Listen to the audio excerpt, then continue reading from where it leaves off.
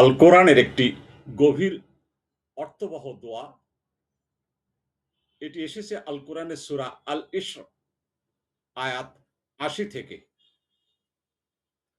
দোয়াটি হলো, রব্বি আদখিলনি মুদখালা সিদকিউ ওয়া আখরিজনি মুখরাজা সিদকিউ ওয়া আনজালনি মিন লাদুনকা সুলতানান নাসিরা।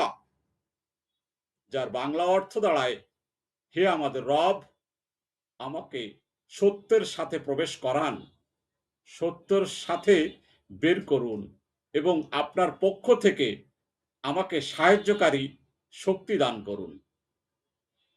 এ দোয়াটি আমাদের জীবনের প্রতিটি কাজকে সত্য, সততা ও আল্লাহর সাহায্যের উপরে নির্ভরশীল করার শিক্ষা দেয়।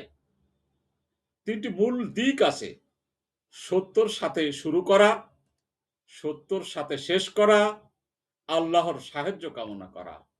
এটি শুধু একটি দোয়া নয়, বরং একটি পূর্ণ জীবন দর্শন, যা মুসলিম জীবনকে অর্থবহ করে তোলে। যেখানে একজন মুমিন চায় তার প্রতিটি পদক্ষেপ হোক হালাল, সঠিক ও আল্লাহর সন্তুষ্টির জন্য। কখন এই দোয়াটি পড়া যায়? নতুন কাজ শুরু করবেন তার আগে পড়ুন। গুরুত্বপূর্ণ সিদ্ধান্তের সময় এসেছে, পড়ে নিন। বিপদ বা অনিশ্চয়তার মুহূর্তে পড়ুন। দুনিয়া ও আখিরাতের সফলতার জন্য পড়ুন।